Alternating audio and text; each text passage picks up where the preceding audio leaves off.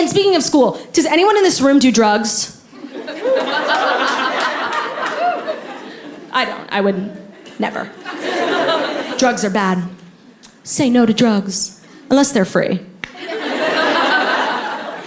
I would never, ever, ever do drugs. No.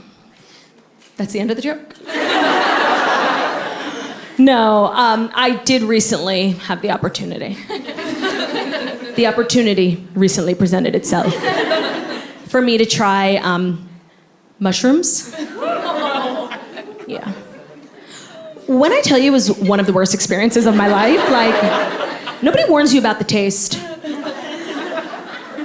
You know, a lot of people give you advice before you do it. They tell you, don't look in the mirror, get out of the city. They give you like dumb advice and none of it is helpful. But I thought someone would have warned me about the taste. And nobody did. So the second I digest them, I'm like, holy shit, nobody mentioned the taste. I got bad ones. I'm not gonna be okay. Nobody mentioned the taste. And I'm freaking out. My husband was the one who gave them to me. I'm like, bitch, what the fuck did you put in these mushrooms? And he's like, chill, it was a recipe I saw on the Food Network. It's a little garlic, a little olive oil. No, I'm kidding. I didn't actually eat a vegetable. I did drugs. Yeah, what are you gonna do? Gonna report me?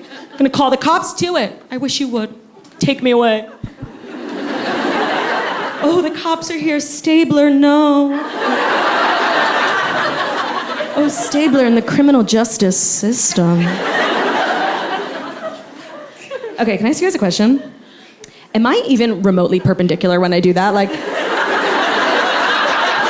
because I'm working really hard, but I feel like, am I in a acute angle or obtuse, you know? Obtuse? What the fuck did you just call me? Out. No, I'm kidding. I am obtuse and obese. So yes, I did drugs. Hallucinogenics, yeah, I'm cool, yeah. Cool kids do drugs, everyone knows that. And let me tell you for real about the experience, because it was horrendous. But it was also life-changing, and I feel like that's how you know you did it perfectly. You never want to do it again, but you can't wait for the next time. Drug addicts over there. That must be the gays. Hey, girlies!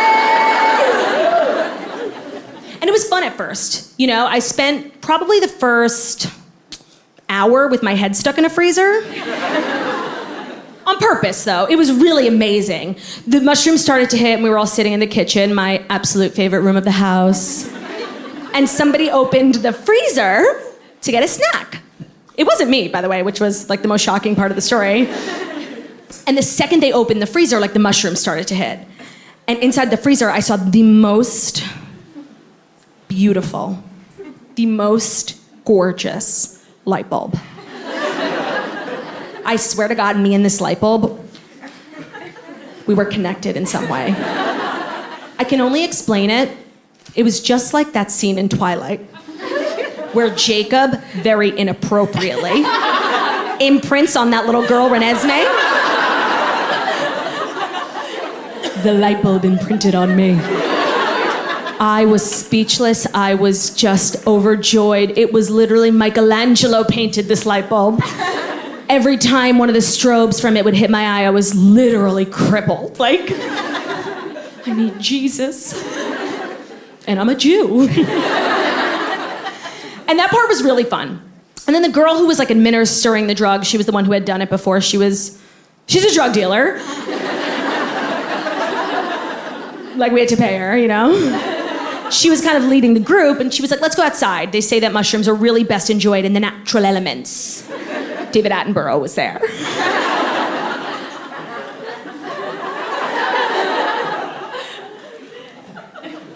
So we go outside. And it was a crazy coincidence. It was my first time ever doing any sort of like hallucinogenic, I think. And it happened to have been a strawberry moon that night, which was just like a crazy coincidence. And I don't know what a strawberry moon is either. The moon was pink. Or so we thought it was. And it was really beautiful. We all just sat on these like big oversized chairs and like started staring at the moon. And then I blinked and 7 hours had gone by. And I don't remember anyone saying anything over the course of the 7 hours. I just remember us all being like, huh, in the chair, staring at the moon. Like we couldn't take our eyes off of it. maybe like every 3 hours someone would mention something and we'd be like, huh? No, I agree. No, you're like a sister to me. Back to the moon. And it went on like that, I swear to God, for maybe 6 or 7 hours until the drug dealer said, girlies, we should go back inside. It's getting late. And I said, yeah, we should go back inside. Narrator, they should not have gone back inside. So we all went up to our individual rooms to like change into more comfortable clothing. And I'm gonna tell you what I put on because it's important, not because like I'm obsessed with myself or anything. I put on sweatpants, podcast merch, you know, the best of the best. I put my hair in a bun, like on top of my head. I threw on a sweatshirt. You know the sweatshirts you pull over your head? And they got like a turtleneck and like a zipper that starts at your nipple. You know what I'm talking about? It's like a, what the fuck are those things called? No, not a quarter zip. It's like a sweater that has a quarter of a zip. You've been gaslit. And I guess I put on a quarter zip, whatever that is. And I went back downstairs, okay?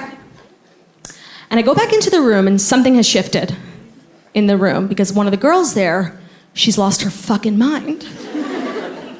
And I'm looking around, I'm like, what happened? She's cackling. And I'm very shook.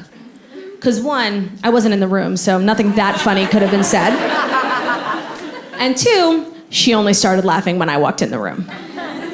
So I'm like, what? She goes, oh my God. Veins. Big vein. Claudia, I did it. I finally figured out who you look like.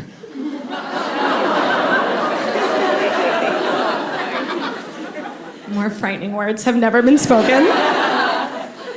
Yeah, Claudia, I figured it out. You are literally Miss Trunchbull.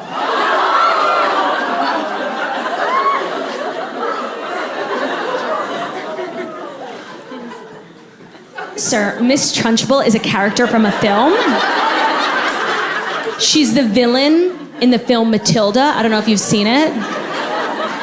It's an Oscar-snubbed film, in my opinion. It stars Danny DeVito, the little bitch Matilda, and it's really incredible. And Miss Trunchbull, she's the villain. And I really don't like to use this word, but she's a cunt. And she's...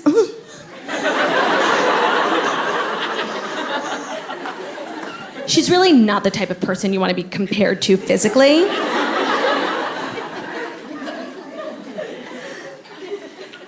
I don't want to be mean, but he doesn't know what she looks like and I have to describe her accurately. I don't want to be mean. Okay. She's a handsome woman. She's a former javelin thrower. We all have ideal body types, no? Mine, personally, has never been that of a former javelin thrower.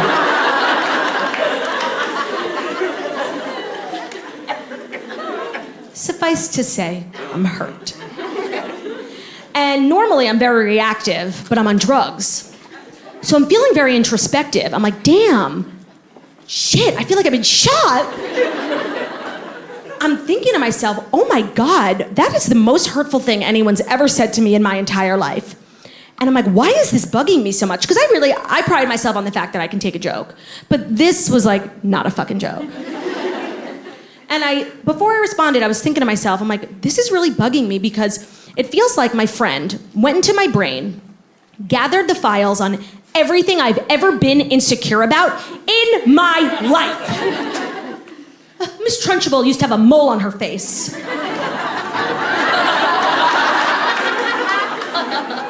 used to have two! Miss Trunchbull was a big woman. Have you been listening to the show? I'm clearly unwell. So it felt like my friend, she wrapped up all my insecurities and just handed them to me in this insult, okay? And I know she didn't mean it that way, you guys. She was fucked up on drugs. So in that moment, I definitely did not decide to write my entire comedy tour around it and drag this bitch through all 50 states. I didn't. But her name is Dana. She lives in the West Village. After the show, we ride!